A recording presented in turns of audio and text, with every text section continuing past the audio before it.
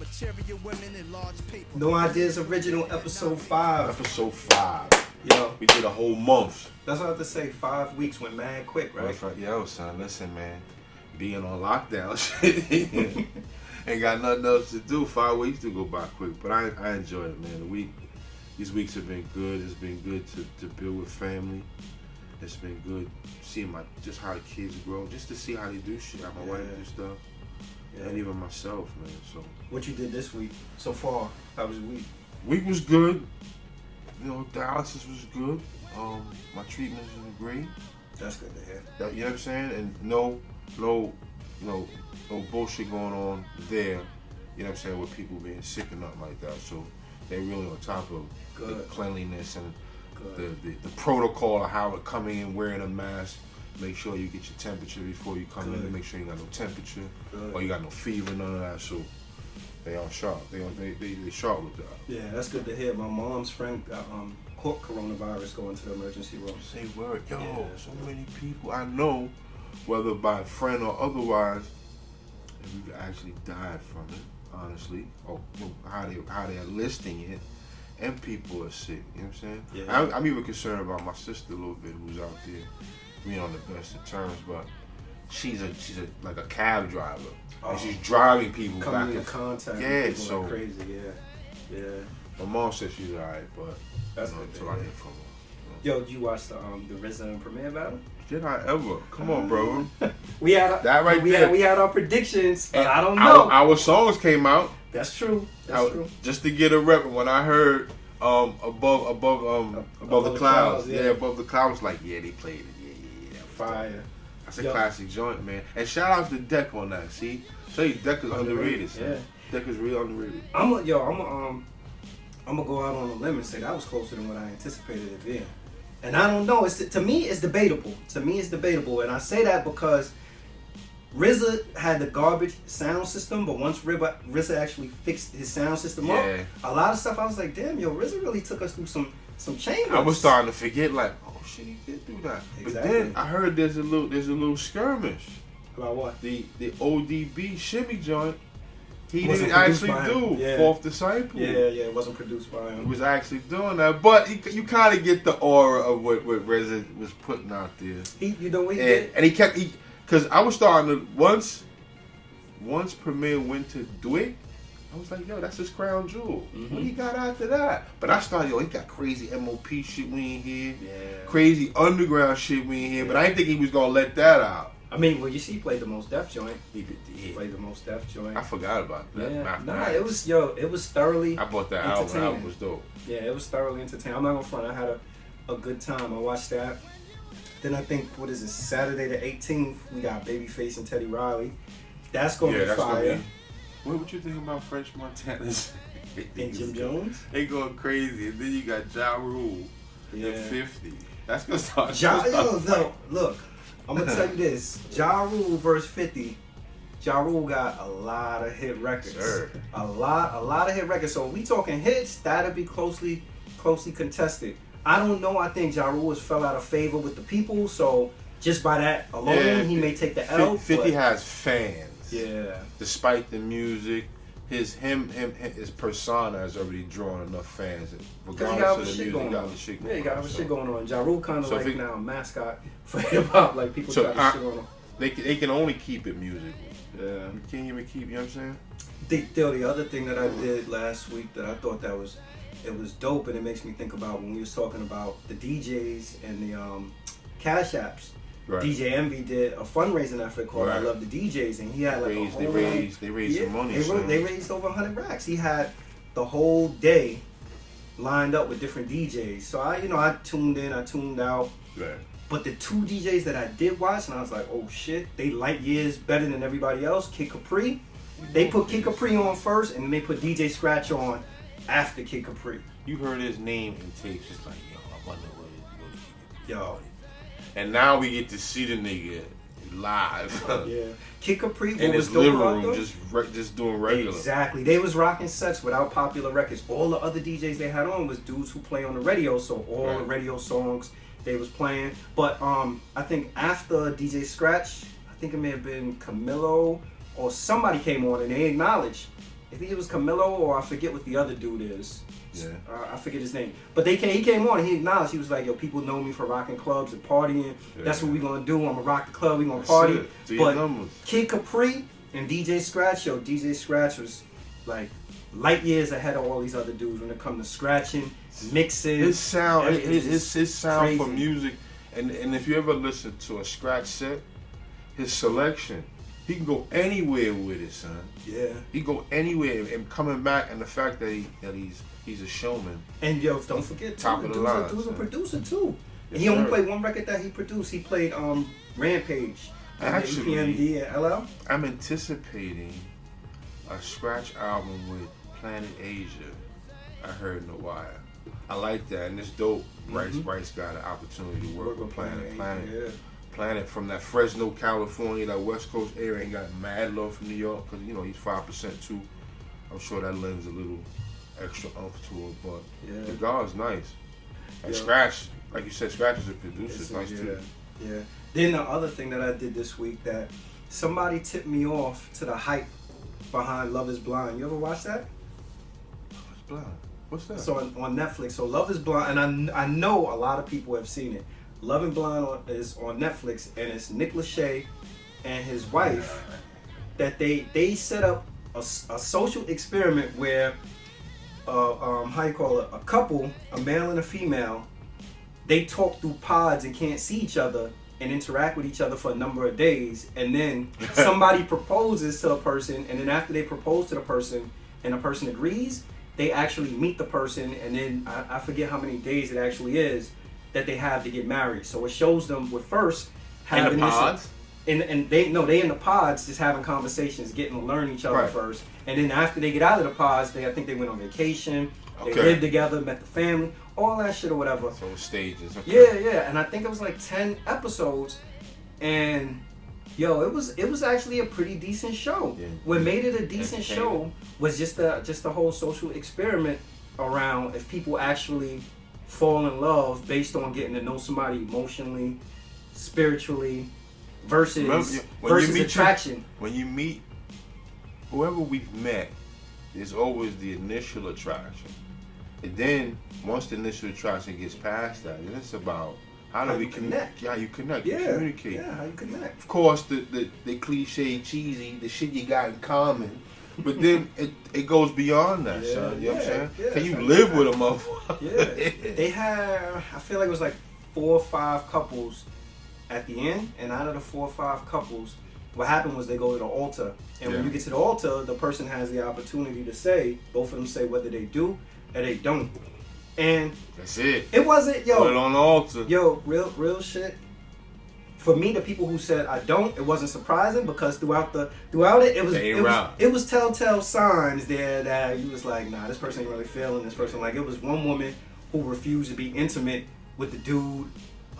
So we knew, because all the other couples was getting intimate, we knew that she was just like, I don't want to let the physical aspect ruin our relationship. Yes, when you hate, like, she give me no pussy. Yo, so that one I knew off the back. I'm like, that's not gonna happen. Yeah. And then there was another woman who, because they were in those pods and they couldn't see each other, they had basically had this one-on-one time through the wall with all these other people, and there was this other one woman that was so stuck on this other dude that she, the whole time she spent talking to like the other dude, like, oh, you know, you led me on. I didn't think you would go for the other woman. You flirted. Yeah. No, it was an interesting show. You know, it's honestly, I'm gonna be real with you, it's something that I probably wouldn't have watched if we weren't on quarantine. But I watched it, and it was high quarantine. They already got a poll out there, man. Every day, average Netflix 8 hours straight. Yeah. Of download because of the binging. 8 hours. Yeah, I watched those. That means you watched 3 days. I say average episode on Netflix 45 minutes to an hour. Yeah. 8 plus episodes. Now I see why people are going through seasons. Oh my God, this is crazy. Yeah. All right, so we should have probably did this at the beginning, but we'll do it now. So, we actually have. I want to give a shout out and thanks to Straight Bangers. The beat that you guys are gonna hear, on this when you listen to this, is produced by Straight Bangers. Shout out to Rachi and Rice, Two good dudes. They Pat, got big what's plans. up, good brother? Yeah, plans in the works to do some other big things. They're gonna be releasing an album also. As soon as I get the exact date for the release of the new album, Nice. we'll make sure that we send it to you. Yes, sir. And then we got Brothers Body Balm also. Brothers Body Balm. Sponsoring. Keeping it real for you Ashley brothers. This is a real good product. Keep your hands, you know what I'm saying, for brothers that, you know, that out there doing whatever you're doing, your hands get all cracky and all that. Listen, man, keep your skin is one of your most important cells, man. Facts. You know what I mean? So keep your skin right, baby. Yeah. So this episode, I want to give a disclaimer first. Like, yo, by no way are we financial advisors. We're not financial advisors. Listen, man. We just want to talk about. And money is a funny thing, man. Exactly. We just want to talk about a little bit in terms of our experiences as it relates to finances. So what inspired me to have this conversation is that, you know, my wife and I own and operate an organization, Harris Hands Community Services. You know, we provide services to individuals with developmental disabilities. Nice. And a lot of our staff seem to not really embrace all of the benefits that are at their disposal. You know, benefits by way of health insurance, life insurance, just different things like that. And at first I thought it was because of the age, because we have a number of staff that are probably under the age of 30. But even the older staff, the staff that's older than 30, some of them just don't understand financially the benefits that you have exactly as an employee that are right at your disposal. Yeah. But you know what that comes from? It comes from a mindset of just thinking, I just go to work. That's it. And whatever I get on my check is the only thing. That's all I'm worth. So, but see, that's an old mentality of I bear the fruits of my labor. It's coming from sharecropping. You know what I'm saying? I go out there. This is what I'm worth. I go home, and that's what I'm happy with. Yeah. And we don't learn nothing about that, especially when it comes to the dollars. We're talking about dead presidents, which is pretty much what we're talking about. Dead presidents and money. Do we even know the presidents? Yeah, no, people, I guarantee you. George Washington, them people don't even know them people, man. And them presidents, half of them motherfuckers, most of them were Masons, but most of them were all slave owners. Yeah, that's a fact. You know what I'm saying? And this is what we, you know what I'm saying, we trying to use this material to do the things we want to do, entrepreneurially, or just get into different things. But back to your point, most people don't know that they have benefits or what the benefits can do. Let me tell you something. I learned a lot working for some Fortune 500 companies, man. And from that perspective, when it comes to health benefits, the things that they offer, once you start getting in it, you find like, oh shit, I got this too. Yeah. You go in, before you know it. I tell you, my first kidney transplant was 100% covered. But that's because you took the time to educate yourself. Right. I took the time to educate myself, and then one thing leads to another. If you know, wherever you work and you pair up right with your co-workers, you find out, you learn from your peer group. You know what I'm saying? So we're going to talk about things we feel financially that adults should have. We're going to talk a little bit about why you need credit, or, you know, what is good credit, or do you need credit? We're going to talk about the difference between renting versus owning, the pros and cons. We're going to talk about, is it acceptable to blow a bag, or if people have ever blown a bag and what that looks like. Man, we all blown a bag. I've blown some money. And then the other thing is we're going to have a couple of entrepreneurs call in and talk a little bit about their experience. That's dope. So, just off the rip, what are some things you think that an absolute adult that you should have financially? Well, financially, you should have a bank account. Open some bank accounts. I had that on my list also. Open up an account or a what am I thinking about? A pay card. A credit union. Open up an account with a credit union, man. Somewhere you can stash money and just leave it. Allow it to grow interest. Find out what the interest rates in some of these credit unions, because they have an interest rate. When I first started dibbling dabbling with having money make money, it was a individual I worked with, and she was just like, "Hey Rob, throw your money over there. Watch what it do." I said, "What?" She said, "Trust me. Just what you got? You got some of your money in your pocket? You got money in your account? Throw $50 over there, and in most times, let's see what happens." She said, "Look, it grew to nickel." She said, "You know, then she started telling me the percentage on the dollar, and it started to increase. If you leave it there, don't touch it. After a while, what it does, I'm like, oh shit." I ain't even do nothing. Yeah. And that's I told you when I met homeboy from T. Rowe Price, and he put me on to the little things you put me on to, the tickets and all that. That's why I was like, there's multiple ways of making cash, man. Yeah, You know put what I'm your saying? money to But work for you. get a bank account, checking account, savings account. You know, I learned things hard. You know what I mean? I blow money and then find out, oh, I had to blow that. I had to do it that way. I mean, that's most of us learn from experience, though, you know what I'm right? saying? So yeah, absolutely. You have to burn, I guess, to know how hot shit is. So Yeah. it's a good tool to learn from, man. It is another good thing about that most people should have adequate health care. Now, what I mean by that is, you know, find out what your job offers. Or if you're an entrepreneur, you can go out to the market and you can select. Mm-hmm. But what you got to base that upon, in my opinion, base that upon what you are making. Now, there was a period where I was working for a company and I didn't have medical benefits, so I had to go out And outside the purchase market. Yeah. At that time, I was That doing shit's expensive, Uber. I bet. Oh, right. Son, I was It's doing expensive. Uber, and I needed it because I needed my pharmaceutical care. Not so much the care if I needed to go to the hospital. That was taken care of. But my pharmaceutical needs were important because it was helping me protect the kidney. Mm-hmm. And those drugs, you're talking about Thousands and thousands of dollars. my program was $2,000 for Yeah, $30 supply. wow. But with your benefits, it's $40. Yeah. So you start bugging like, how that work? So I was doing Uber to pay that. Now, you go out to the market, you got United Healthcare, Blue Cross Blue Shield, Kaiser Permanente, all that. As an entrepreneur, you can choose. But remember, there are deductibles that you have to pay. Now, if you're a family, remember, you got a whole crew.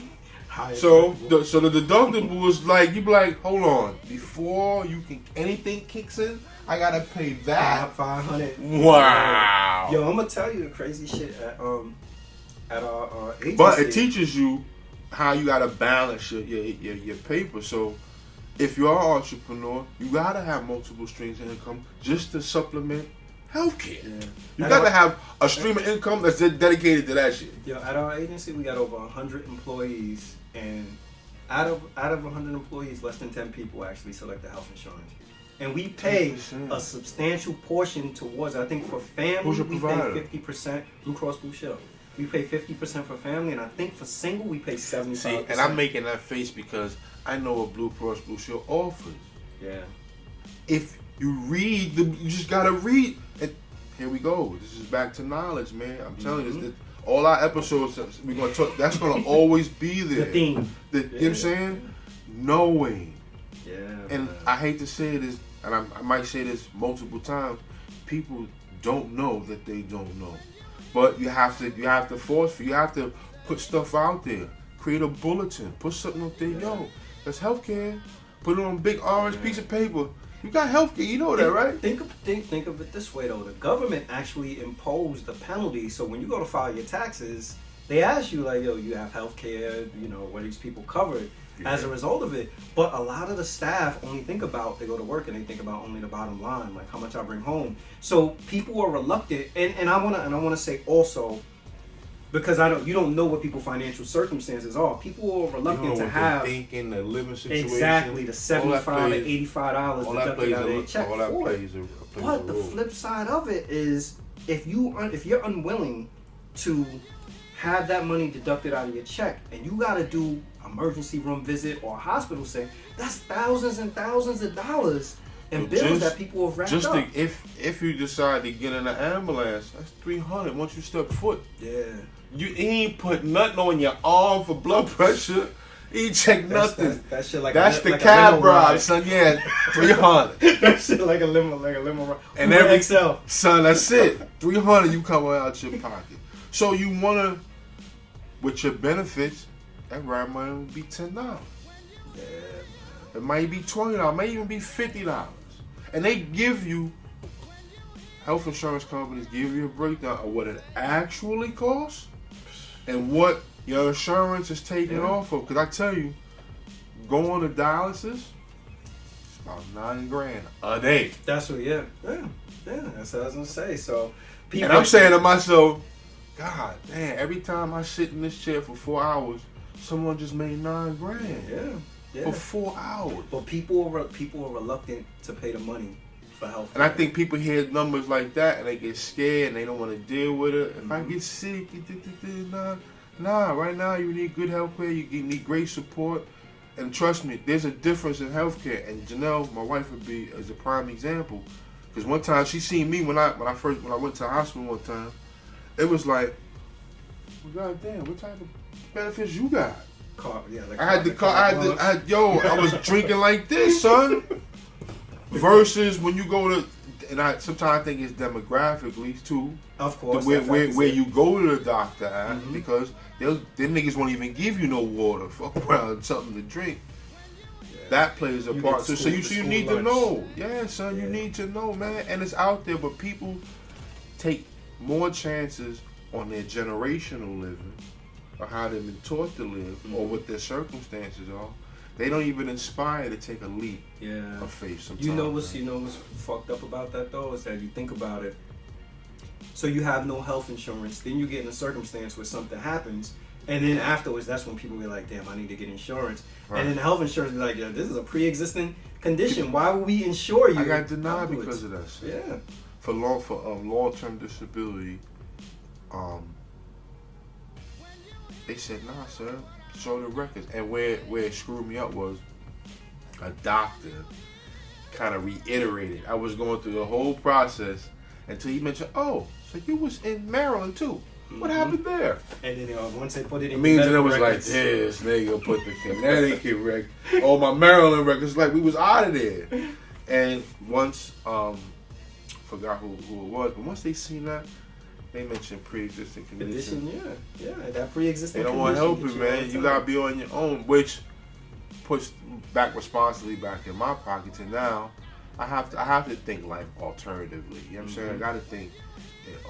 You just get a different set of priorities. Right? Just thinking holistically and thinking other ways of. There's more than one way to skin a cat, so that's how I live. What else you got on your list? Look, so you got your health care, you got your bank accounts, life insurance. My wife puts me on life insurance. You know what I'm saying? You need that in case, the inevitable time comes.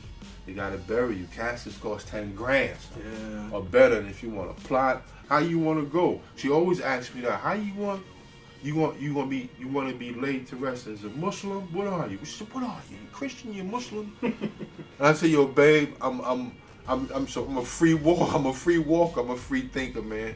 I got all this knowledge around me, and I'm just in a kid in the candy store because I like to read. I like to learn." I had that on my list also. Like all this you naming, I had that too. I think the reason why I had life insurance on my list is like, sadly, I had probably within the last 5 years, 3 people in my family pass, and seeing so many people pass, a lot of times I've been involved with the planning of the funeral. So I've gone to funeral homes and I've sat down with, their significant others, right? And I've seen the costs associated with some of this stuff, and I'm like, God damn, like you said, like $10,000 for a casket. There's embalming fees.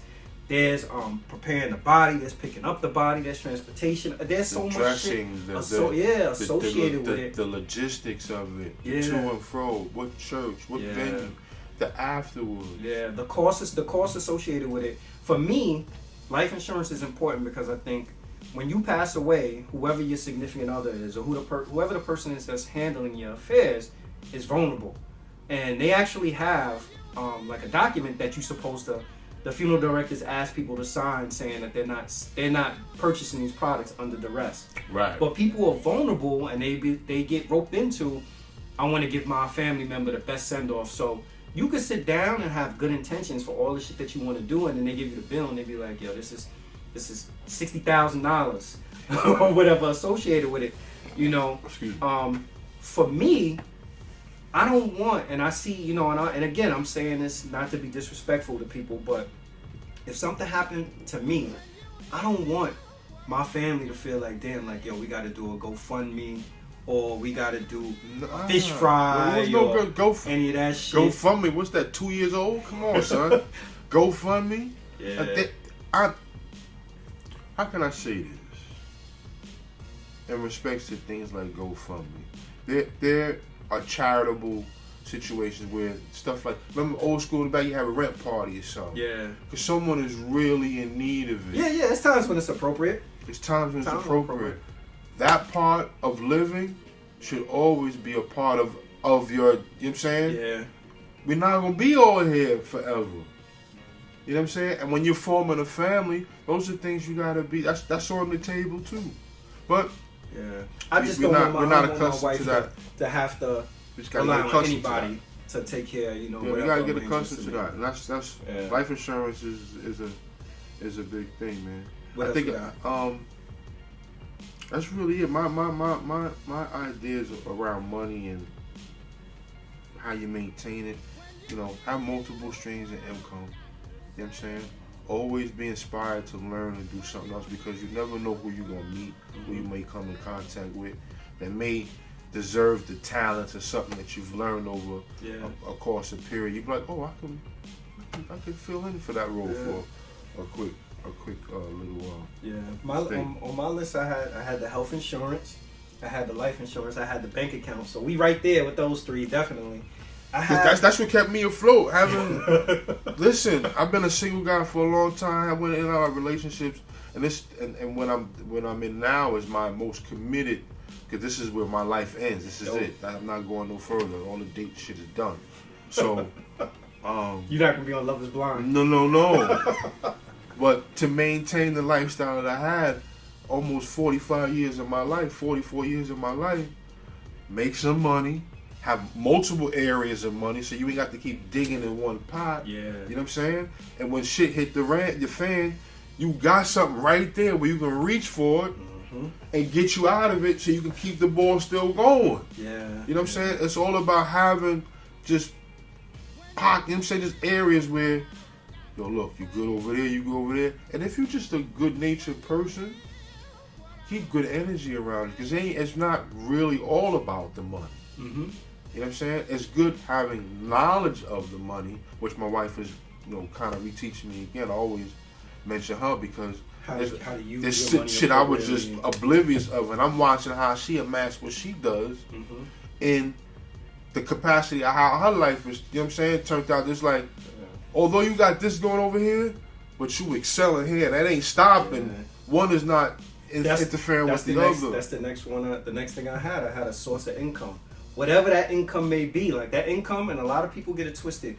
Income is not solely based on having a job. There are other ways to have different revenue streams. But you gotta have at least some type of source of income. Right. Then I got funds for retirement. So IRAs and stuff. Yeah, even if you do like a 401k, a 403b, I don't care if you do a savings plan. What people don't realize, my uncle, God rest his soul, he passed away, but he used to say this for the longest. He's like, yo, Social Security going away. Social Security going away. Yeah, who knows? By the time we come age. That's what I say. Social Security probably be going away. But I want people to think about this. Have you ever gone to like the supermarket or something like that, and you be like, damn, the cashier is like 80 years old ringing me up. The cashier may be able to collect Social Security or have some other kind of income coming in, but based on their circumstances, they may not necessarily have enough money to meet ends meet. So the workforce, when you start talking about a workforce of people that's like 21 years old coming in the game, if you put only $10 away, a check towards your retirement, ideally you should put more, but if you only put $10 away, at least when it comes time to retire, you have some kind of savings or something or whatever. So I got funds towards retirement. And 20, you think about 60 years, 40 years. Yeah, and then I got credit. I think a lot of people don't realize, like, your credit impacts your ability to purchase a home. It gives you leverage for a lot of different things, man. Your car insurance. They're looking at credit now in terms of for your car insurance. So credit, a lot of people don't have, they don't really take into consideration having credit. Now, to me, credit is interesting. Like, my oldest son and my daughter both have sort of stuck their toe in the pool of credit cards. My oldest son, he got 2 cards, and he's real disciplined with them. Like, we have conversations with him as it relates to money. You know, I talk to him about it, and what he does is he'll use his credit cards, but I always tell him if you use them, you should pay them off at the end of the month. Like a lot of people don't realize. For me, as I've gotten older, I realize like a purchase that I make on credit has to be a purchase that I have the ability to pay off at the end of the month, because I don't want to pay the interest associated with it. A credit card should be used for emergencies, and if you do make a purchase on credit, you should have the ability to pay it off by the end of the month to prevent having to pay the interest. Bingo. My daughter just got her first credit card, and it's you know, a low limit card, but I told her this is a good way to start actually developing your credit and to build your credit score. Now I told her, because she's away and she's in Atlanta, I told her you should only use your credit card for emergency situations. Only emergency situations. Now look, I've been 21 before, and I had credit cards, and you know, I made impulsive purchases with credit cards and stuff like that. And again, remember we said part of this. I know why you disclaimer. It's our learning experience as it relates to credit. But the beauty of it is that if you actually only use your credit cards in the event of emergency, or to make small purchases that you can pay off, it gives you an opportunity to build your credit without taking on that massive debt. And then I think the other thing about credit also that I'll say is that a lot of people don't realize, to me it makes no sense to have, like there are people who have numbers of store cards, you know, like Macy's card and this, that, or whatever. By the way, store cards also have like the highest interest rates associated with it. You know, and a lot of people don't realize that the money that you're getting from credit cards is not free money, right? So they want you to make the minimum payment of $5 or $10. You know, you pay them $10 or $15. You know, people will go out and purchase something for $200 or $300 and be paying it off for 5 years. Because they pay them $10. Yeah, the minimum payment. Think, all I gotta pay is $10. So you know, credit is definitely one. And those are the things I had: health insurance, life insurance, bank account, source of income, funds towards retirement, and credit. Do you know, what's your feeling on credit? Like, do you think that it's absolutely mandatory that a person has good credit? Mandatory. Or have good credit? Well, like I said, it helps in the leverage when someone's looking to loan you money because you want to buy a house or make a big purchase. So that strengthens the agreement or the relationship you have with the bank to show good rapport that you have a good credit. You pay your shit on time at large amounts, so people trust you with large amounts of money. So you're looking to get a bank loan for $100,000 to $100 million. Whoever knows if the bank got it to give it to you, but you're credit worthy, right? And your history shows it. Because now you have a history that reflects it. Absolutely. Yeah. It does it makes perfect sense on having good credit. Now, does it always come into play?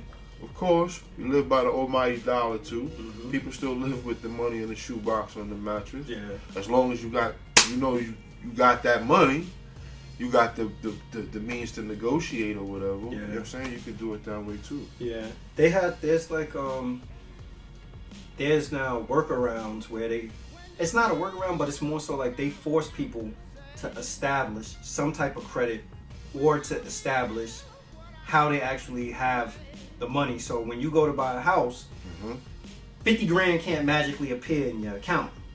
They start asking you like, all right, where the money came from? Yeah, how'd you amass? How you amass? So they ask all that. The other thing I'll say about credit too, that to me, I think a lot of people don't realize, like, and I'm not there yet, but there are people that are so disciplined as it relates to credit cards that they'll have one credit card and they'll get points on it. So I've seen people who use their credit card the whole month to get cash back, rewards, points, all kinds of stuff, all that stuff, and then at the end of the month just pay their balance in full and then reap the benefits of whatever the card is. So if you're disciplined, or if you have that kind of discipline, that is definitely a way to go.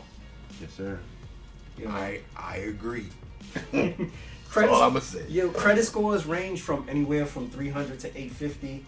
800 and above is considered an excellent credit score. Now, not a lot of people got above 800 credit score. But when you see it, it's like, oh shit, it exists. Most people score fall between like a 600 and 750. 600, 750, yeah. That's like the national That's a good average, yeah.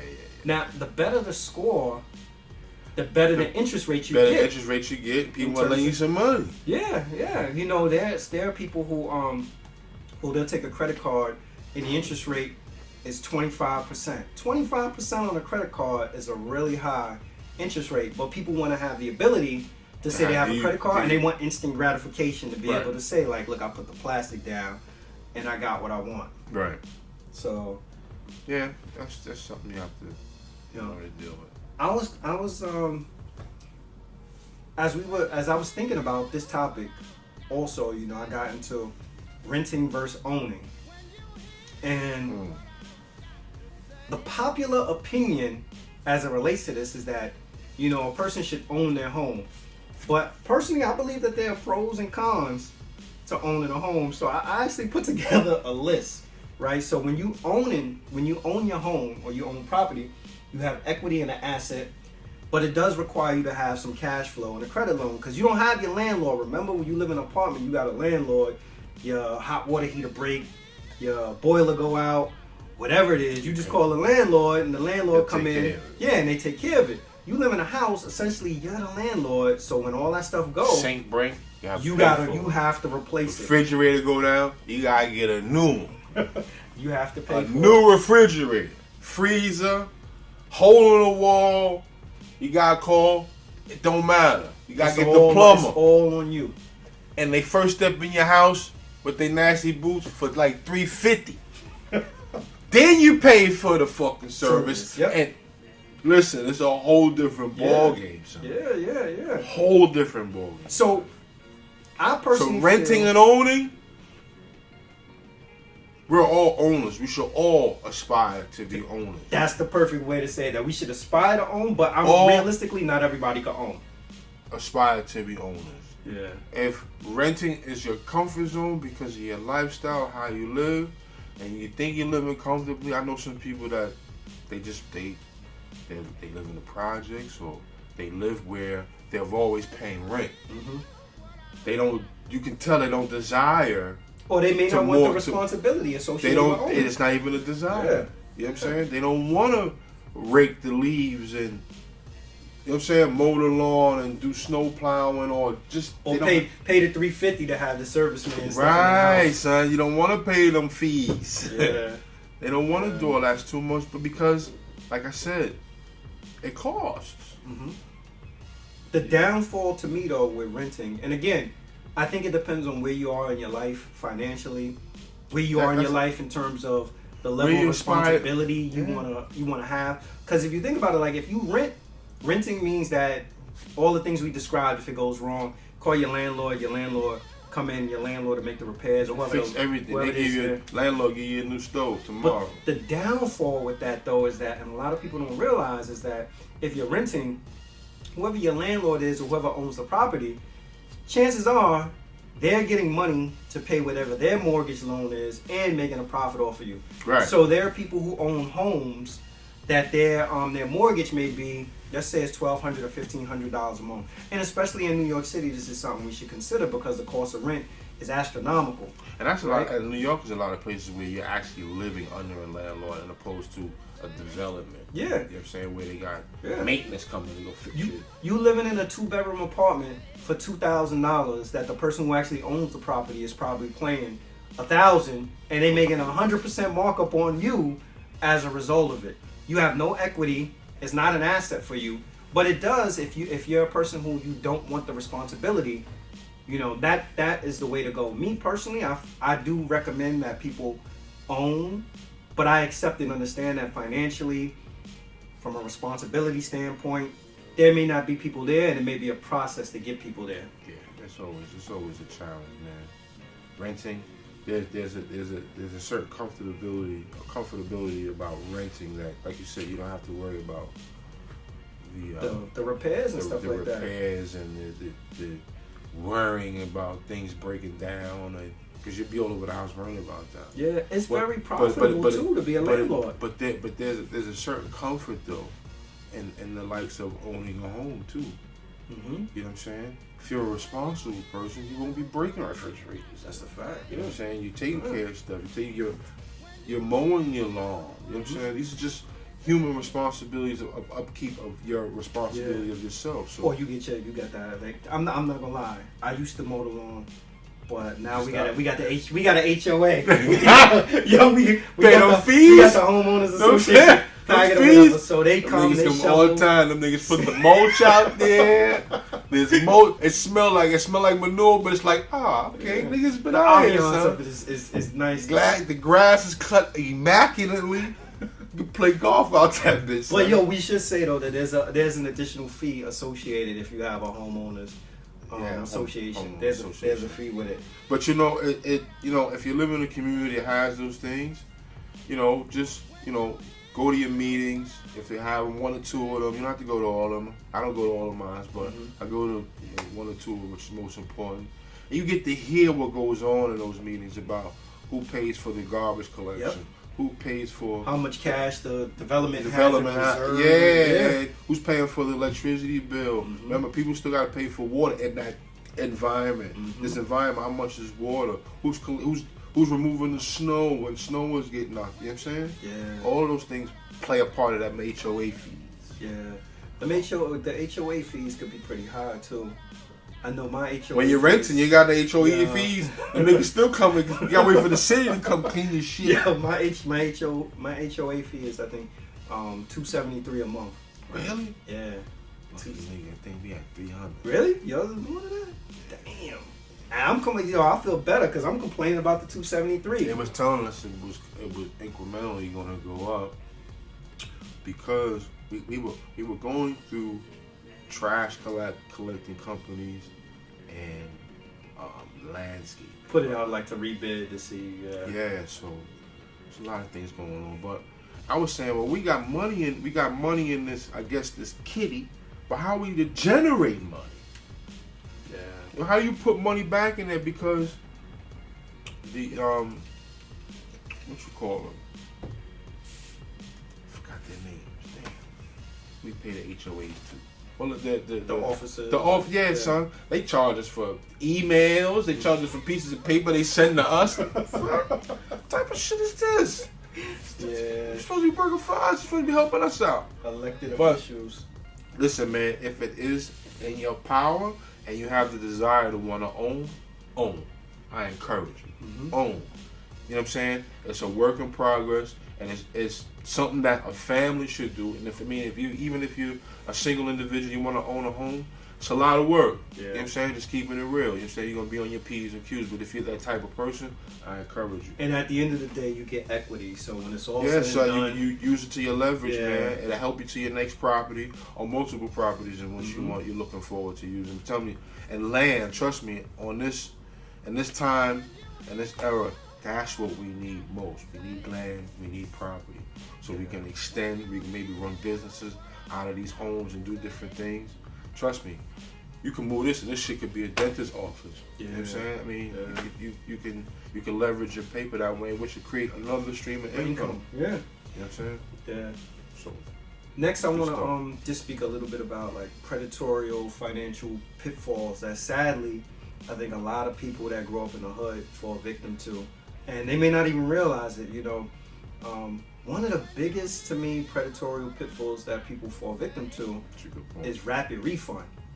Now, a lot of people don't realize, like Jackson Hewitt, H&R Block. I don't know if they still do it, but you did it before. What, ever used them? Rapid refund. Oh yeah, I've used them. Yeah, I used them. But I used them. I used Jackson Hewitt and H&R Block probably when I was like in my early 20s. Yeah. Because I didn't know any better. Yeah. But then I read the fine print, and I seen based on the fine print, I'm like, God damn! Like if I'm supposed to be getting X amount of dollars back, and they getting $500 or $600 out of it because of my own necessity to have the money the next day, I'm like, nah, this ain't for me. So then I had started doing my taxes myself, which was costing me maybe like $75. It was the same program that they were using. Right. And doing it and waiting like 2 weeks and getting direct deposit. But people in the hood, out of the necessity of feeling like I need to get my money instantaneously, they get rocked to sleep. It's the draw for money. Like I tell you, like we started off early saying, do we know these presidents that's on this money and who they are and how we got us You gotta remember, and this is I keep mentioning my wife because she's a fucking money brain. Yo, she respects money. She has a respect for money. She don't hate it, and she don't let it control her. Yeah. It does what it's supposed to do. It's meant to be a tool. That is it. Yeah, it's meant it to is be a fucking screwdriver and a hammer. Mm-hmm. And it opens up doors and it shuts doors shut. Real fast, son. Yeah. You know what I'm saying? And you gotta use it like that. And if you ask yourself, who else uses that money in the same way as it's a tool? You look on the damn money, it got a key and a scale on it that's telling you to measure shit and shit to open shit.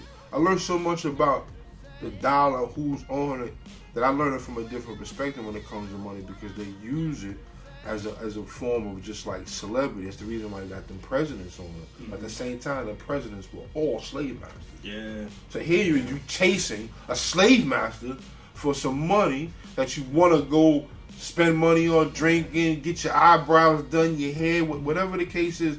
Everyone is in the chase for paper. Yeah. But the real money is gold and silver.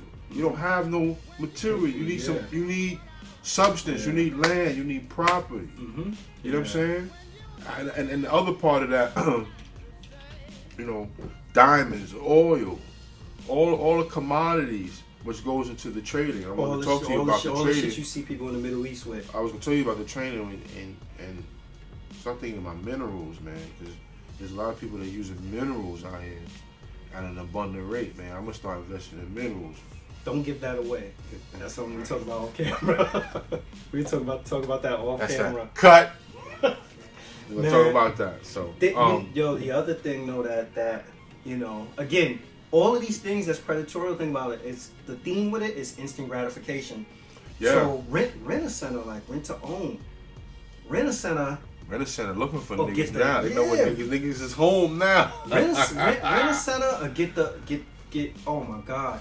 So Rent-A-Center, every product that they have is overpriced vastly. Like I looked it up, and a PlayStation that would usually go for maybe $400, if you purchase it through Rent-A-Center, $1,000. Cause what you paying like $10 a month? Cause you paying them $10 a month, and the APR, which is different than interest, annual percentage rate. The APR on it, they make so much money off of all these other fees associated with it. They got niggas thinking because they paying $10.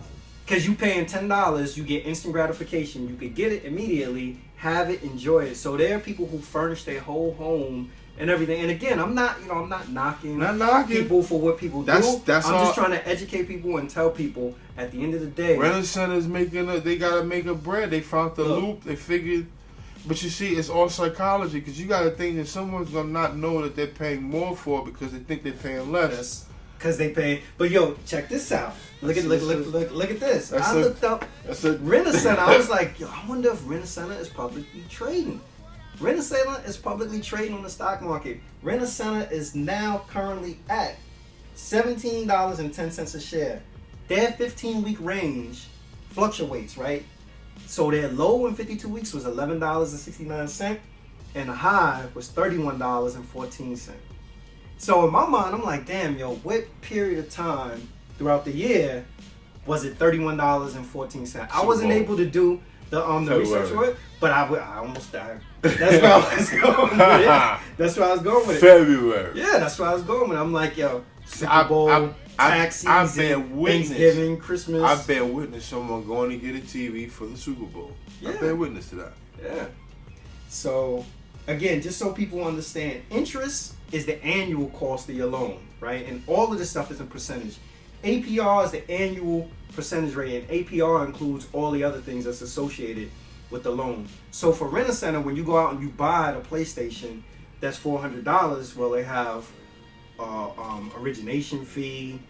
They'll try to sell you a warranty fee and all these things. You be then pay for whatever product you purchase, piece of furniture, electronics, or whatever. You be then pay for it at least 2 to 3 times over before you actually own it. Now, there's no penalty for early repayment, but think about where Rent-A-Center is strategically placed for people to access it, right? It's in the hood. You see, I'm about to say, you see him in Danbury? No disrespect.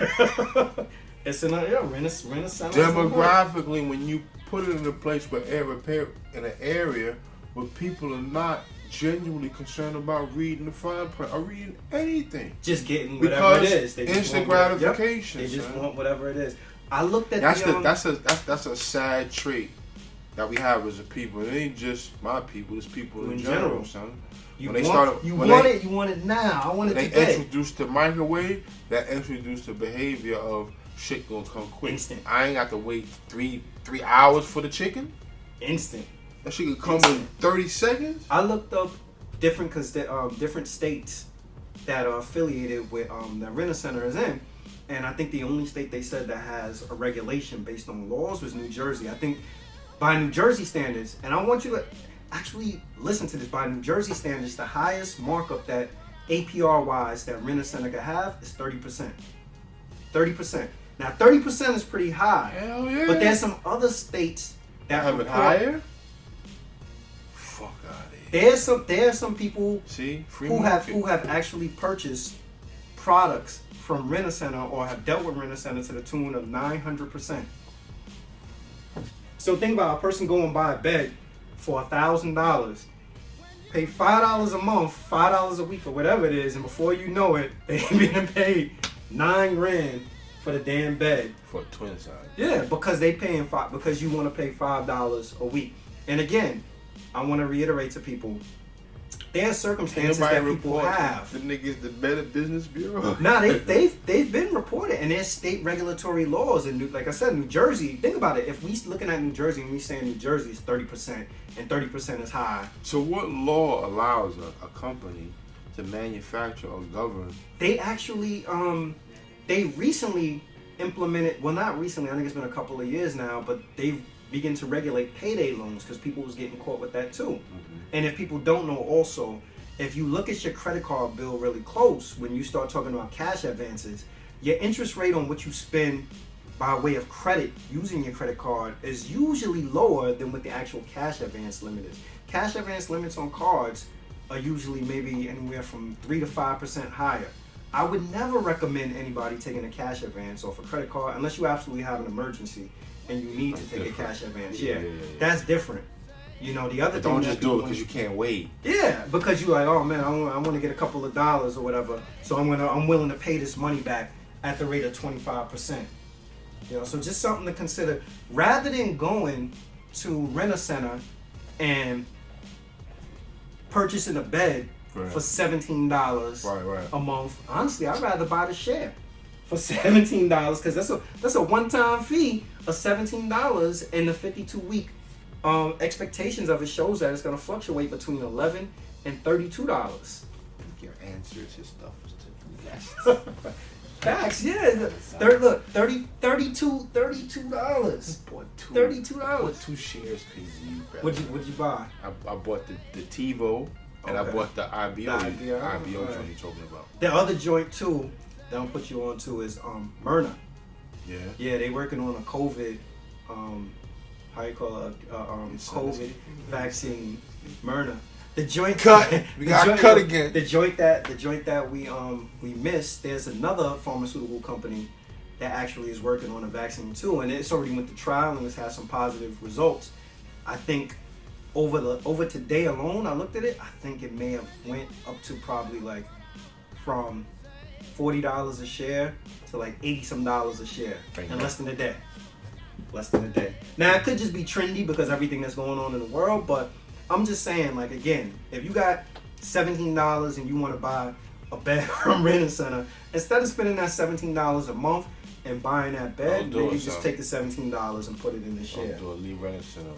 Yeah. Then the other thing I want to say that to me I look at and I'm like, damn, like, is when people get caught into like these bad car loans. Like I was in a barber shop a couple of years ago and I remember a dude talking about that he had a 2017 Honda Accord and he was like that he paying like $800, $900 a month. Now I love Hondas, but to pay $800, $900 a month. I had a neighbor that's paying Honda at 8 something for X, was it a BMW, X6, right? X6 or X7? Yeah. A car payment was just like $800, $900 for a Honda. So I wanted to ask the dude, I'm like, yo, how does that happen? But Other people was curious, so other other people asked them too. They was like, yo, how that happened? Bad credit, interest rate, no money down. So I did the math on that, right? So if he financed for 48 months, 4 years, right. 4 years, he paying $43,000. That's without factoring the interest. $43,000 for a Honda Accord. $43,000 for a Honda Accord. Wow. Now, to me, again, a Honda is a good car, but you could get this year's Honda Accord fully loaded. Yo, some people are still driving an 88 Honda Accord today. Today, my wife's car, her mom's, it's like an 89. Hondas last forever, though. It's like it got like 900,000 miles. As long as you do the regular maintenance, yo, a Honda lasts forever. But people get roped into that again, and like I said, the theme is instant gratification. Yeah. So when you hear on the radio somebody starts talking about, and if he can pay that $800, he paying it. Exactly. But anyway, yo, how many times you turn on your radio and you hear people be like, well, no down payment. If you work, you drive. Yeah, so they trying to get you to you automatically approve. Yeah, you automatically approve. Don't worry about it. If you work, you drive. And people get so caught up in getting in a car, they don't realize. So if a person got an $800 car note and you have whatever your insurance is associated with it, think about how much you actually paying for your transportation a month. Used cars is always my ways. My first car was $1,000. It was a Montero Sport Jeep. A Jeep. And I bet you'll last you for quite a bit of time, right? It was the sweetest Jeep I had ever, son. And then I went to Carfax. Was it Carfax? CarMax? One of them motherfuckers ain't got CarMax? He was at CarMax, the super. Ain't got something, but I get. Yo, you know what CarMax is? CarMax is the fancy major world. You know that, right? So CarMax is the fancy major world. It was a sick situation with that car. So. But my first car was a Jeep. Go get a used car. Yeah. The coronavirus recently exposed that we have a number. Well, it didn't expose that we have a number of people living check to check, because we know in this country, majority of people live check to check. But it did expose that people who are in a higher tax bracket are living check to check. Also, in the NBA, they reported that there were up to 100 or 150 players that was living check to check. Now, the minimum salary in the NBA right now, $1.4 million. So that's a full season play. Yeah. You didn't play a full season, so all you might only got was $500,000, but you've already tricked yourself out. Yo, so my question. Hopefully, and if these, so that mean you can't pay none of your mortgage. You probably live beyond your means. You live beyond your means. These dudes are probably living vastly beyond their means, though. Like $1.4 million prorated, and they just recently released. They said that the players are going to get their full. That's hard salary. Because these young men, they go into this lifestyle, and this being a dream, it's now a nightmare that you would have a situation, unfortunately, in which we have on this planet, and it is cut. You know what I'm saying? Mm-hmm. It is cut the lifestyle short of so many people. That's disheartening. To be at that bracket too. Mm-hmm. That's you go into the league, and then at the tail end of the season, this happens. Yeah. That's unfortunate, but it should also show a lesson. And every situation like this should probably lesson that. Save your paper, put your paper aside. Mm-hmm. Don't be so frivolous with it. You know what I mean? Always try to hold something. Mm-hmm. Know what know what you're dealing with. This the rainy day that everybody was talking about. Know what you're dealing with. Know what your personal costs are. Yeah. You know what I'm saying? Know what, like, for me, I have to always keep in mind that I need pharmaceutical care. You know what I'm saying? So I gotta know how much, either it's blood pressure, whatever those meds are, I gotta make sure that that's always budgeted in there. You know what I'm saying? On top of the other things in it. So, you gotta know what you're working with. There are times where you wanna ball out and enjoy yourself because you've deserved that. You know what I'm saying? But there's always, that's why I say there's multiple streams that you have to keep that in your lifestyle, man. Yeah. we put up on Instagram to ask people to DM and tell us their stories about how you got some people, if they ever blew a bag. So we got a caller that we're gonna have chime in as it relates to blowing a bag. All right, so we here with Andrea, who actually responded to the fumbling the bag or blowing the bag DM. Andrea, you want to share your experience? Yeah, sure. I definitely fumbled it. I wouldn't consider it blown, that's for sure. So basically, I got in a car accident when I was 19, and I got $130,000 for the car accident. Whoa. Okay. Yeah. So it was a pretty big bag, but I didn't know anything about money, and I didn't know anything about like how I could have money make money. Let me ask you. So. How did you initially feel when you seen that number? I felt like, oh my God, through the roof. I was like, I'm gonna go buy everything. I'm gonna go everywhere. Which is the normal response, So right? we were just talking about instant gratification. Yeah. Yeah. Like I felt like I was never gonna have to work again, and I'm not exaggerating when I say never. Like I was like, yes, like I can quit my job. Nice. I felt great. So what did you want to share what you blew the bag on? Yeah, so I feel like I did relatively well for blowing the bag, but I definitely blew it. So I traveled a lot. I went to like a lot of different like countries. I bought 2 cars, but because I got in another car accident with the first car, Wow. so I had to pay off that loan, and then buy another car. And I'm trying to think what else. A lot of like unnecessary material stuff, like clothes I only wore once. Like purses that like I don't even carry purses, but like I went and bought them. Just like stuff, experience stuff I don't feel that bad about because I have had really cool experiences, but I didn't invest any of it. So now like at 27 I have no assets to my name and a very low amount of money from that one bag. So what do you attribute fumbling the bag to? What would you say is the reason why you may have blew the bag? I had no knowledge. Like no one ever taught me about like money at all. Or like what you should be doing with money or like what things are like actually worth. Right. So like buying an apartment building maybe with that money would have been like probably smart. And then I could have had like residual income and stuff like that. But that is not something I learned until I was probably like 25, and at that point, it was pretty much gone. You was living the dream, baby. You was living the dream. Yeah, I had like a solid 6 years of the dream. Then, it's all gone, and now I'm sitting here like, okay, let me invest. Like in transparency, like I have $5,000 left of the bag. Wow. So I just recently put it in a CD, which is low risk because I don't really understand stocks and stuff like that. And I'm just like starting there, and then hopefully gonna try to like rebuild. Even a quarter of it would be nice. Nice. Keep going, man. Keep building it. Building this further past 130,000, man. What's your takeaway? What would you tell people based on your experience that they should know as it relates to money? I don't know where to find the information of like what things are worth, but like just researching things. Like when you get a lot of money, like research what that money can do. So like I wish I understood stocks at an earlier age. That's right. That's something they could have been teaching in high school instead of business math. Like I didn't need to know business math. But or trigonometry. What'd you say? Or trigonometry. I've never used trigonometry to factor in anything in my bank account. That's right. Yeah, it's like PEMDAS has never been useful. So like instead of teaching me PEMDAS, like why don't you teach me how to do my taxes? Because even this year I didn't get any taxes back.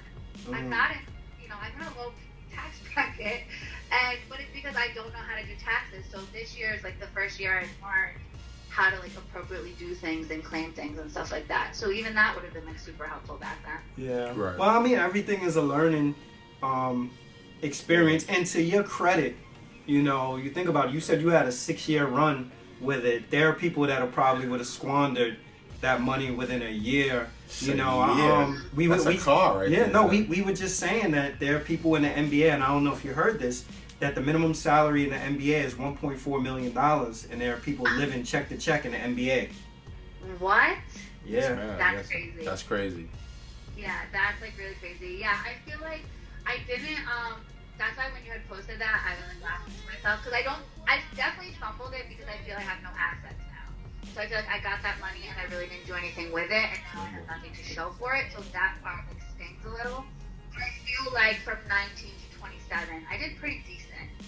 Yeah. Okay. So, but I wish I would have like flipped it. I wish I would have done something with it so that I could be set now at 27. I could buy a house. I could move anywhere I want to go. I would have a lot more freedom had I been smarter at 19. Well, I mean, it's smarter now. At I was gonna say at 19, it's now what you're talking about is really figuring out how you could have put that money to work and made even more money from it. Yeah. You know. For sure. And also, when you get a little bit older, also material items become less appealing. Yeah, it's true. But you still want them. I feel like if I had the 130 still, I might still buy the purse. I'm only gonna wear one. I would have just invested the other parts of it. Yeah. Yo, you gotta live out your desires, man. Live out your desires, man. Just make better decisions. That's all. Well, yeah, definitely. Well, thank you, Andrea. I appreciate you. Thank you. It's a pleasure meeting you, man. Absolutely. Thank you, guys. Have a great day. Be well. You too. Thank you, man. Bye-bye. All right, so we here with LaTanya Cologne Harris. What's up, LT? My baby mama. That's right. My queen. No doubt. My better half. But Your also, pain, that too. Well, I say that off camera. the cause of your grace. Easy. Damn, son. You Listen. got my grades too, son. But look, I take pride in that. look, I take pride in that. the more That's important why part, he's like this. Damn, Janelle, that's what you been doing to me, I'm bad. the founder and CEO of Harris Hands Community Services. So, just a couple of things wanted to ask you.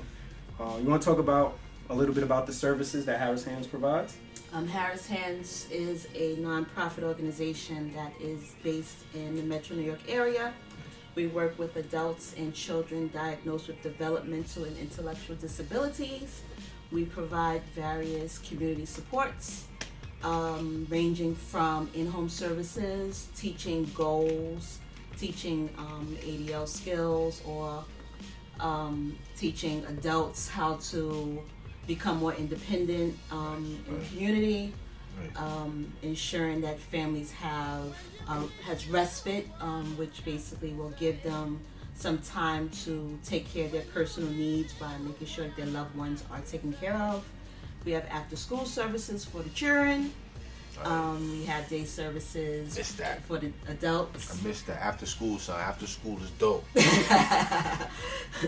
Yeah, so we have a various amount of community supports. Now let me ask you this, and I full disclosure, I know because the company was started in our living room when we lived in the city. How about that? But what inspired you to become an entrepreneur?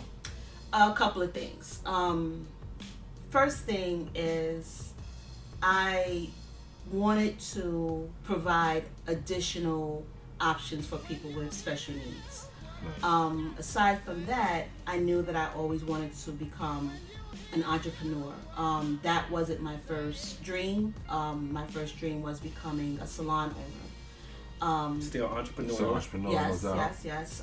So I went to cosmetology school, got my cosmetology license, and decided to work in a couple of salons. I think I was like an intern for the first two and got fired like the first day from each one. That's when you realize you can't work for nobody. You find you messed up a perm on the first day, son. Nah, I couldn't get up in the scalp good. Oh wow. So they was like, look, we gonna need you to. You live and you learn, man. Yeah, you got to get a little bit more skills behind you. But I was young and I was immature, so I just was like, whatever. Right. So I worked in another salon, did really well. I had a great teacher, but what I realized at that point, working with her, and this is no shade to her, but she didn't know how to run a business. There you go. And there's that's something. To it, man. Yeah, there's a science to running a business, and I didn't either. So I decided to go back to school for business, got my degrees, and while I was in school, my dreams shifted. Because I started working in a nonprofit and I was providing case management to people with special needs, and that became my passion. So after working for a couple of organizations, I decided that I wanted to go into business for myself. I got tired of being that person who had to perform for someone else. That's right. I didn't want to be that person who had to convince somebody to hire me. That's Why right. is it that I'm the best candidate for your job, for your company? How much money are you willing to pay me to do this job? What time do I need to be here? What time can I leave? Right. When can I go on vacation? So I decided that I wanted to, shift gears, and I wanted to go into working for myself. So I founded Harris Hands Community Services after being unemployed. Listen, man, it's at your despair where you find some of the most. You got that time alone. That's when you're most creative. You know what I'm saying? Yeah. All the time, man. So it really just came to a point that I was like, you know what? I'm tired of being on this side of the job market. Right. Looking for a job, That's having right. to get dressed up, and convincing someone why I should or why they should hire Your me. worth. That's right. That's one of the beauties of the company that I think that I really like. Not only the fact that we have opportunity to provide services to individuals with disabilities, which to me is like one of the most rewarding things I've ever done, but also the fact that we have the ability to give opportunities to people, and I got a staff out of Harlem. yeah. And I remember one of our staff saying to me before, she was like, I'm so proud to work for you guys because this is a black-owned agency. And I come in here and I see you guys, and she was like, and this sounds crazy to even say, but she was like, I went home, I told my mom, older woman, 57 years old, my boss wear Yeezys or whatever. And it's different because in our industry, most of the CEOs, the founders, executive directors, deputy executive directors, or whatever, are usually white, older How dope is men. that your employer is culturally related to you? Like, Yeah. Wear what I wear. Yeah. That's dope. The people in our roles don't look like us. That's right. And I remember working at a larger agency, and it's one thing I used to notice. My team was on a specific floor. The other teams were on a specific floor. But that executive level, nobody was getting on that floor. Right. Like, the executive You need a bathroom. key. You need a key to get there. You had to be invited there. Yeah, see, your past, what they call it, the fobs. Your fob couldn't get there. You couldn't get in there. Yeah, son. you wouldn't. No. You had to have been invited here. Did we invite? Who invited you Just here? doing up here. Is that okay? How long you need to be? Okay, you go back to your own Visiting? floor now. Right. And really, if you really think about it, it was really important to me that we were able to give people who look like us the opportunity to be on that executive floor. There you go. So That's right. I remember being a young mother, and having to try to make ends meet. I remember Shannon, walking to work, and I want people who look like me to be able to advance like me. And this was really the only way that we were going to get into that role. That's We had inspiring to by actually itself, right do there. it. You talk about the pros. What's the cons of being an entrepreneur? Woo! I don't care what anybody says about somebody being a boss. That's right. Tell the truth, baby. You never get a day off. My job does not start at 9. It does not end at 5. Because the people who we work, their lives don't start at 9 and end at 5. That's right. And if you think about it, even a person who owns a clothing store, a sneaker store, anything like that, if their employees don't come and open up those doors, nobody's sneakers are getting sold that day. Right. Ain't no bundles. Nothing is leaving. Nobody's weaves, nobody's bundles are getting sold. None of that stuff is happening. But it's always our job as the boss to make sure things roll. That's right. For real, nobody's stopping my money. If I have to come in the morning, clean the bathrooms, drive the vans, which I can't even see over, Listen, man. the front of. That's if I have right. to, put air in the tires, if That's I have right. to go and, work with a client, I do the cha-cha slide. I entertain. If I have to watch somebody's kid at home, it's gonna be done because it has to be done. We need a TV show, The Real Family Hustle. Yeah, it's For real. If you're you running would, an operation, absolutely, if you would record or even think about Shannon's role that he's played in the organization, we'll come in the morning and Shannon will have to get out of our car and go jump in a van and go pick up 12 people. Right. You know, That's and right. that's really what it is. Because at the end of the day, we can't stop, and we won't stop. Nah, you know, that's- like You just That's say what we P. talked Diddy. about. P. Diddy. We can't stop. We won't stop. that's right. But that's how you made it. It's all about the Benjamin. See, That's little how you plug, made the it. extra plug in there, little extra plug in there. You so. know. But Nah, you gotta be efficient when you're running an operation. You gotta have your team set. You gotta know what people are doing, and you gotta make sure everyone is doing their job, man. And if you gotta jump in and get your hands dirty, it's just what you do, man. Yeah. Keep things going, man. I would say, I mean, there's a couple of. That's perfect segue. What's the lesson learned? What would you tell people who aspire to start their own business? I think, like, I always try to encourage young people. I always try to encourage people who, you know, aspire to, have ambition to start their own company, to do it. You know, I didn't have any money when I started this agency. I started with one client, you know, and I built from there. You don't have to have a business loan to start most companies. You know, you don't have to have, you know, that's really it, you know. But I would say really understand that if this is something that you're going to do, you got to put 200% into it. That's right. You know, That's there's no sleeping. That's right. And I had plenty of sleepless nights, you know, and that's just really it. Like there's no vacation without my laptop going with me. I've been on I gotta stay on top of it. Yeah, I've been on resorts doing payroll, you know, because nobody wants to hear. I didn't get my check. You didn't get. Oh yeah, I understand. You know, you was partying or you was sunbathing. No, where's my money? Yeah. I see direct deposit. Yeah, It wasn't in there. Where you at, son? And I'm on the clock, like, I Right. gotta get this done. You know, so I would say that, you know, if you have a dream, if you have a vision, I mean, yes, you know, we're, you know, supervisors or we're bosses or whatever the case is, you know, and I'm not going to say that, you know, there's not a role for everyone in a company, but you don't have to settle, you know, work. You Say know, it again. You You don't have to settle. You don't have to, you know, settle for being, you know, a salesperson. You don't have to settle for being an I administrative think, assistant. like we talked about earlier, not to cut your wisdom, but that's what most people come to work because they just going to work. They don't know they got benefits. They don't know these different things because I get my check at the end of the day. And I'm that's going it. home. Yeah, and you You know, don't aspire to one. There's a role for people like that. There's a Some role people for don't want that Yeah, responsibility. they don't I'll want never that. forget when I was in school, this young lady said, I don't want to be an entrepreneur. She was like, I want to have a role. I want to start work at 9. I want to be done at 5. And I want to go home and I don't have to think about my job until 9 the next morning.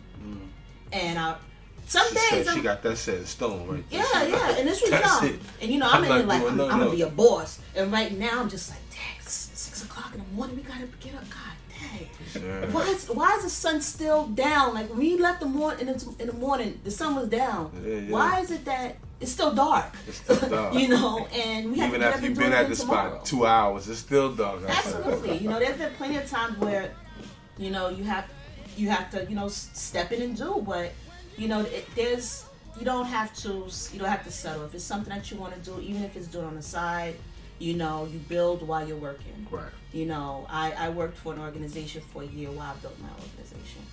You know, and when they found out, I left. Right. But you know, They overall, found out because you're not supposed to have ownership. You're Absolutely. supposed to stay a worker. yeah, and I guess That's from the being on the other side of it, I get it. You know, now I get it. But ultimately speaking, there's so many opportunities and so many ways to make money legally. You know, Right. but it's just a matter of putting yourself out there Right. and not being scared. You know, we as people have to stop settling for what they give us. That's right. You know, Talk that talk, man. Anything else you want to share? I think the only thing that I do want to share, and I think this is probably, you might not have the show after this, but I'm just gonna say it. Now throw it out there. Nah, we one of them shows. We them shows, son. We giving you everything, son. One thing that I think people really have to realize is everybody wants the title, but nobody wants the job. The responsibility associated with it, Everybody want the title of being a boss. There's more to being a boss than just the title. Yes, you know. Whew. Then getting the key fob. You got, yo, that's what I'm saying, yo. You gotta put the work in, man. Yeah. I used to tell my staff, like, listen, you gotta put if the y'all work hear in. my stilettos clicking down the hall, you hear those keys jangling, and the lights go out, that means it's over. I'm done. So I used to test them every so often. Be like, ah, There dang. she go. There she go. Man, well, And 12 years later, we still here. thank you. That's Thank great you for information, agreeing man. I to, appreciate you. to come and talk about it. You know, I had shared with people before. One of the things that to me is inspiring is like actually seeing a minority woman business owner, which is something that I think that now starting to get more. It's becoming more prominent in the country, and I think that a lot of these organizations, as you're saying, is predominantly dominated by white men. So to have a woman, you know, a woman in that position, I think is just refreshing. You know, there are lots of young ladies, and we have a daughter also that can look up to you and aspire and be like, damn, you know, like I can build something, I can do something on my own, and I appreciate that. It's possible. I'll honestly say, if I was able to do it, anybody can do it. That's right. Anybody. I don't fit in those executive meetings. I'm the, you know, Not the meter type. I'm the little short, dark-skinned girl with the stilettos and, you know, face beats to the gods, and, you know, a little bit of shaking my head and all that, and everybody else is sitting there in seersucker suits. That's right. You know, 70 sucker, years nigga. old. Seersucker. You know, I'm you know. Wow.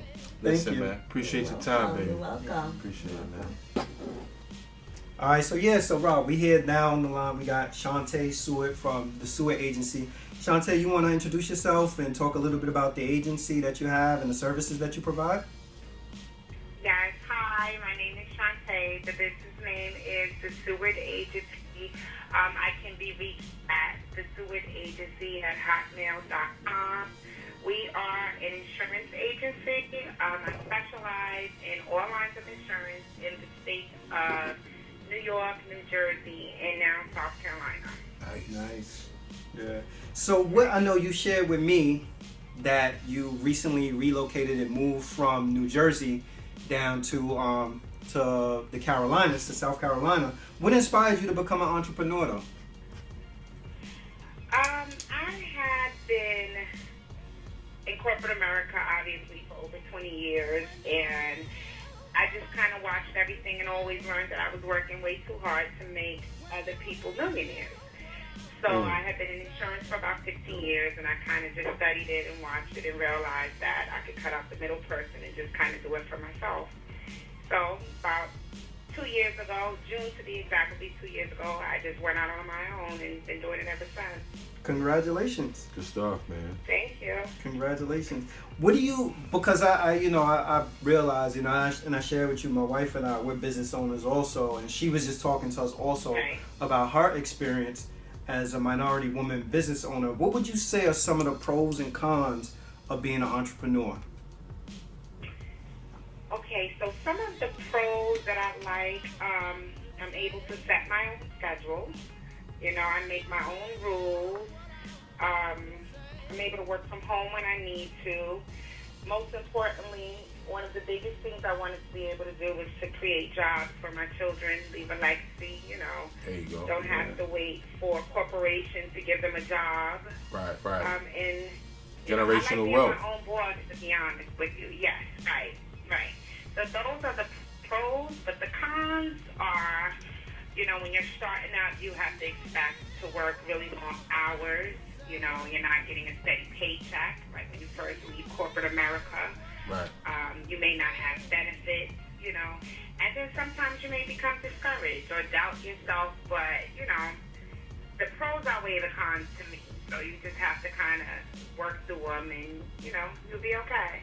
Yeah. What are some of the lessons you learned along the way? Like, what would you tell other people that are aspiring to be an entrepreneur? Some of the lessons I've learned, first and foremost, I would say, you know, it's not an easy road. You know, a lot of times you have the determination things may look like it's not going to work out, but just keep moving forward. What's that old adage? That old adage, nothing worth having comes easy. Right, but it's very easy to become discouraged. And I would say surround yourself with like-minded people that are successful, uplifting, encouraging. That's right.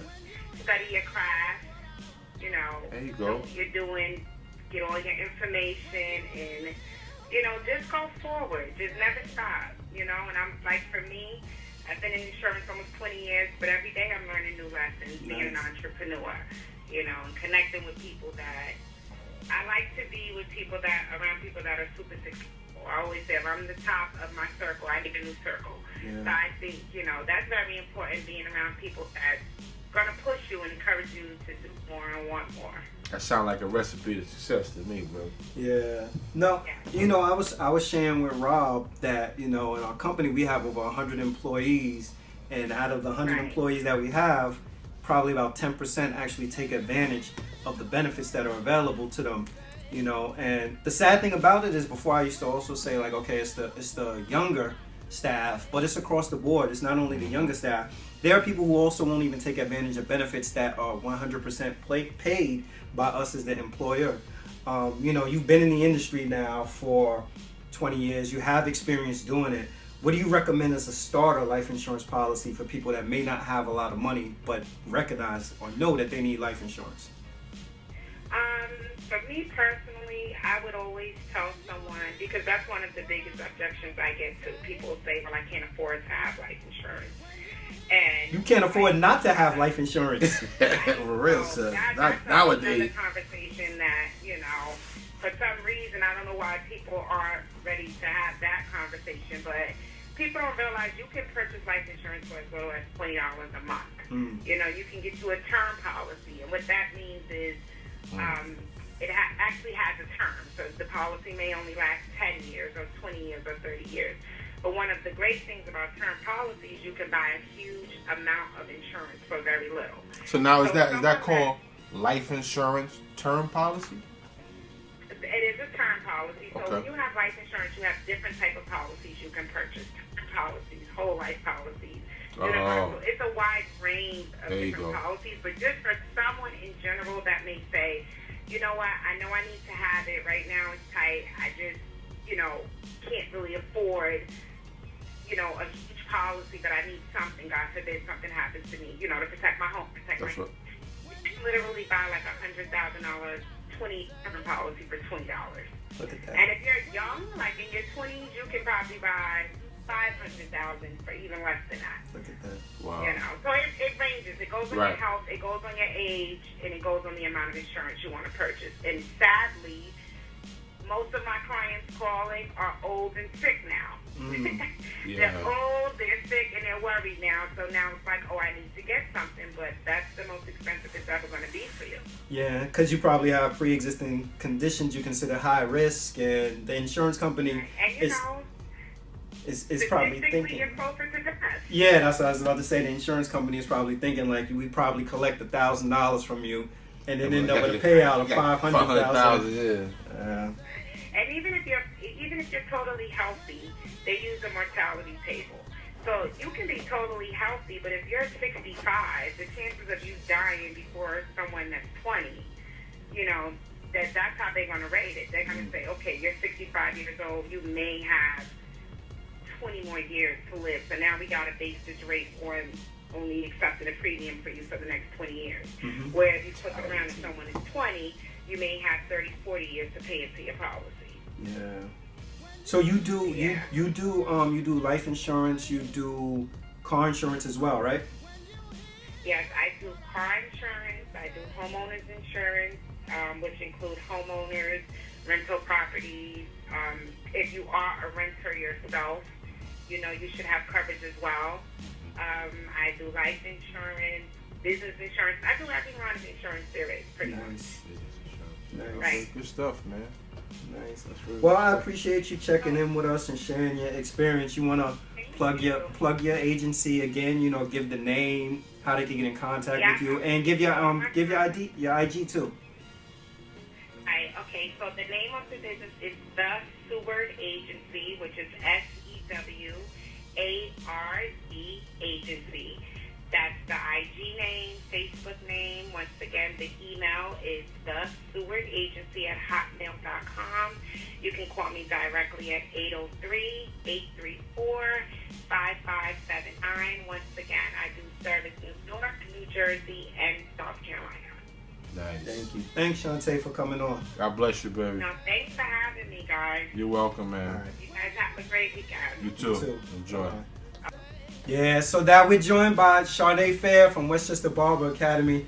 You want to tell us just the name, the full name of your business and the services you provide? Sure. My name is Charnay Phaire. I'm the executive director and founder of Westchester Barber Academy. Westchester Barber Academy consists of 4 different quadrants. One, we go to places where people are confined to a space, and we have site contracts. So either we'll deliver our services in one of 2 ways. One, we'll go to like a nursing home and cut like 30 people all in one day, or we actually teach barbering. So we teach barbering at some of the local high schools, the juvenile detention facilities, the correctional facilities. Rikers Island and ACS are 2 of our biggest clients. So we actually teach them how to cut hair to just kind of prick their interest a little bit. So if they want to pursue something, you know, because when you get out of your situation, a lot of these doors are closed. So if you want to pursue a career in barbering, we help transition them over to that. Second way that we function is our barbershop right there in Mount Vernon. And then right next door to the barbershop, we have the barber school. So a lot of people out here, like at least 85-90% of barbers out here are unlicensed. And these are people that have been cutting hair for like decades. You know, so we actually help people through the process. So when we teach at these different institutions, these correctional facilities, these high schools, how to be a barber, we actually they can finish off the process by coming to our school. We get them licensed, teach them a trade, and then when it's all said and done, if the students are really outstanding, we can give them a job. That's what's going on. We have Westchester Barber Academy Foundation, in which, you know, we partner with other barbershops, and you know, we just won a grant with Public Health Solutions, and we adopted about 6 barbershops in the New York City metro area, and we train the barbers to become health ambassadors, match them up with different clinics, local clinics, so that the barbers train their customers on HIV prevention, hypertension, you know, diabetes, everything. I love it, man. Giving back to the hood. It's the full gamut, man.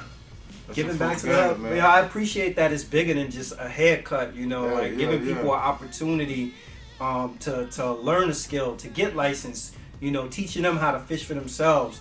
And then, you know, the community work, like, yo, that's to be commended. I appreciate that, man. And learn something about themselves, man. Learn something about their health and the health of others, man. That's dope right there, B. Thank you, man. What inspired you to become an entrepreneur? You know, it's funny, like, you know, you and I went to high school together, so, you know, I grew up broke. I grew up in the hood, and everybody was like, you know, I really paid attention. As the youngest of 7 children, I really paid attention because I couldn't change anything about my position in the family. So it taught me naturally, it taught me patience. So now I was the cat that was just watching, and I looked at life as an obstacle course. I looked at, you know, if there's 6 people ahead of me, you know, then my time needs to be the best time because I watched 6 people do the same thing. Yeah. So people were like, you know, you should go. I heard on one hand, I heard, you know, go to college. The other hand, I heard get a trade. I was like, yo, I'm doing both. Cover all bases. That's right. Yeah, I didn't want to be broke again, and I wanted to make sure that I had some money coming in. So while we were in high school, you know, actually my last year in high school, I took up barbering. You know, and you know, and within 6 months I was on the customers, and then went to college and was really killing them with $6 haircuts at Barber Quality and everything. So, you know, for me it was always like I had both lanes, right? So if you think of it in these terms, I've treated my education like my main chick, and my trade like a side piece. Because I had more respect for my education. That's where your skills are. Trade always held me down. That's right. So now I out a way to actually make them blend together. And now I made them blend together, and I married the whole. You're a polygamist. You're a polygamist. What's the the pros and cons from your opinion to being an entrepreneur? I know we always chop it up. I tell you about the stuff we got going on at the business. You share about the things that you have going on. But for the people, what would you say are the pros and cons? So the pros and cons is you got to be disciplined for everything. Discipline is the cornerstone of success. So if you're not disciplined, if you're not punctual, if you don't honor your own word to yourself, that's going to be one of the worst things that you can do. Because if you think about being an entrepreneur, think of it like hunting. You got to catch, kill, clean, cook your food, and eat it. You know what I'm saying? So unless you are disciplined in that process, right. It could be a bad thing. But here's the thing: when you master all of that, there's no one to tell you, "Hey, you hunting too much." Right. You know what I'm saying? Yeah, you can do what you want. And if you think about it, during actually segregation, we did business with each other because we had no choice. Yeah. That's right. Right? And our communities thrived. That's right. Right? And you think about Tulsa, Oklahoma, and everything, and back then a crazy fact about Tulsa, Oklahoma. The money stayed in their community 36 to 100 times before it left. Yeah. That means that money stayed in their community almost a year before it left out their community. So, and that's why it thrived. And now in the Jewish community, the dollar recycles about 17 times. How about the black community, it goes in and it goes out. That's it. Yeah. Right? Less than 18 hours. So I personally think, not to get too far off topic, but this is a good topic to talk about. When it comes to our dollars, we're concerned about how everybody's treating us and doing this to us, but we empower our oppressors. Yeah, we spend our money with anybody, and they don't have to give us anything for it. Our culture is Gucci, B. Gucci and Louis Vuitton. That's our culture. Yeah. Straight paper. And if you think about the process, like it's really ridiculous. Like we've adopted this American society where it's wasteful, right? If you think about the process of eating a fruit, let's say you're eating an orange or something like that. Like we eat that orange and we throw away the seeds and throw away the skin, everything, but there's nothing that goes to waste. Like you can if you replanted the seeds, you get more for orange. Yeah. You replant the seeds, you don't ever have to buy oranges again. Yeah. And not only that, and if you use the peel for compost, you ain't gotta worry about growing the seeds. Yeah. Or you can actually boil the peel for fragrance. For fragrance. Medicinal purposes too. So. Yes, sir. Yes, sir. What would you say is the cons of being a business owner?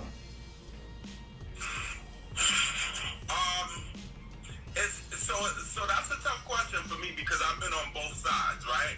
And me working for somebody helped me develop that discipline to be a boss. That's right. Right? So, if you, kind of being a business owner is like, listen, like I said, you got to catch, kill, clean, cook, then eat your food. Right? So, if you can't have days where it's like, yo, you know what? I don't feel like doing that. If you're not passionate about what it is that you're doing, you're just setting yourself up for failure. And then on top of that, as a business owner, not only does your family depend on you, but you have other people who employees. We were just saying that. Too. Yeah. So if you get lax, guess what? You got a lot of mouths to feed. So yeah, we were just talking about that. For our company, we have over 100 employees, and it's one thing for us to provide a service to the actual individual that we provide the services to, but I also look at it that we provide a service to the staff too. Like we're giving a lot of people opportunities that at the end of the day, every other Thursday when it comes time to get paid, they're checking their bank account like, all right, I'm waiting for the direct deposit to hit from Harris Hands Community Services. And if that direct deposit don't hit, that impacts people's livelihood. Yes, sir. Absolutely. So it's definitely a lot of responsibility associated with it. What would you say are some of the lessons learned that you've experienced from being a business owner? I think, like I said, everything that I've been through and everything that I've done has prepared me for this moment. So, regardless of of what it. So let me tell you. So for me, what college did for me was I had to master things that I had no interest in, and I had to present it in a way that I had a genuine interest in it, right? So you reading textbooks, everything, doing presentations, and I'm half or not interested in this stuff at all. Mm-hmm. So now what that did was help me refine the process, right? So now if I'm interested in something, or if you give me the book, it's a wrap. Yeah. Right, that's right. And now you got YouTube and all that stuff, and you got all this age of information. Mm-hmm. You got the internet stuff that we didn't necessarily have when we was in. Chill, you dating us. You dating us. The internet existed when we was alive. Yeah, we was here, son. It was on dial-up. It took a long time to get on, but it was there. For real. So rephrase. Tell me your question again. I actually forgot. Just some of the lessons learned that you feel that lessons you learned as an entrepreneur. Yeah, I mean, personalities, dealing with people is always going to be the biggest thing, right? That's right. You have your lane of what it is you do for a living, and how your company operates. But the biggest thing that you need to learn is how to deal with people, how to meet people where they are. And, being a boss is not necessarily, bossing people around. It's empowering people to do their best. It's not just being a dictator, man. Exactly. Because here's the thing. It goes back to the old question. Do you want to be liked or you want to be respected? You actually need both. Because here's the thing. When you're respected, people are not going to cross a certain line because they know the consequences. That's right. But when you like, people are going to step up for you without you even asking them. And run through a hoop of fire, run into an abandoned building for you because they believe in your vision. You're on the front line, son. So if I had to pick one, I'd say, just understanding people and the dynamics of people. All right. And then lastly, before I let you go, I want to ask you this question because we've asked people. You have an experience? Have you ever blown a bag? Have you ever got a substantial amount of money, a check or something like that, and be like, man, I just misappropriated that money? At some point, depending on how old I was, Right. I got things, especially growing up broke, you do things that's going to satisfy you right then and there. Mm-hmm. And it doesn't necessarily have to have long-term effects. But if you blow that back enough, here's the thing, it's like the law of attraction, though, right?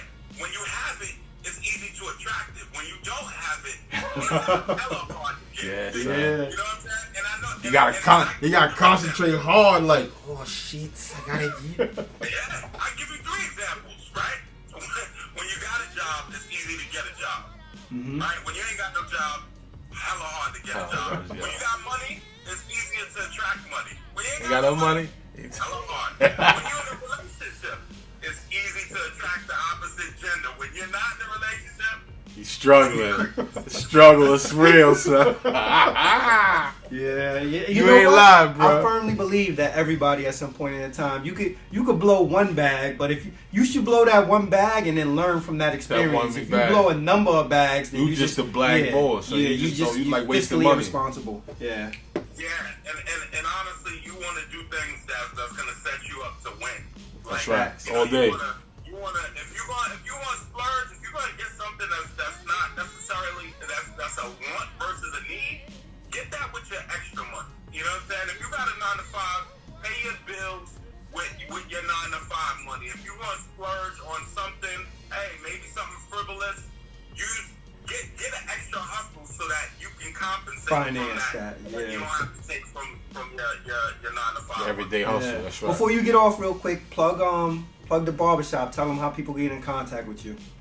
Yes, sir. Thank you. You can go on www.westchesterbarberacademy.org. You can also go on Facebook and Instagram. Also, Westchester Barber Academy. We host the Barber Hour every Friday at 6 p.m. where we help you self-groom. So look us up. No doubt, son. Appreciate I need to get on that self-grooming too, brother. I got to get in there, son. I'm going to get on next Friday, son. No, 6 o'clock. Hold on. You about to come on in a minute. Yo, I appreciate you. I'm proud of you, man. I like to see you doing good things. Yo, salute, bro. Yo, likewise, man. Yes, sir. All right. Well, I'll talk to you soon, man. Peace, man. Yo, so there you have it. You heard from 3 different entrepreneurs about their experience as it relates to starting a business and what it Pros and takes to be an cons. entrepreneur. Yeah. I really think that this was a dope episode, just hearing people's experience and talking about the money and you know, I know it's something, especially in our community, that people don't provide a lot of education as it relates to finances. So the fact Like that we I have said, opportunity to do this is wonderful to me. Or the conversation, you know what I'm saying? The conversation about money is usually who owe you money, not how can we make money. Mhm. And usually when it gets to the point of how can we make money, people shy away from it. You know what I'm saying? People don't want to deal with certain people. You know what I'm saying? Whatever the stigma is, we got to come out of these stigmas and start learning how money is used. Not just so much of acquiring it. You can have all the money in the world and still be a miserable fucking person and not know what to do with it. And then you look at some people who have no money, who ain't worrying about money, but live some of the happiest lives. But use money as a tool. Use money to open doors, make something, build something, share something, open up an opportunity for someone, open up an opportunity for yourself. Start something passionately, whether it's barbering, gardening, helping people, helping out the less fortunate. Money has a means of opening up a lot of doors, man.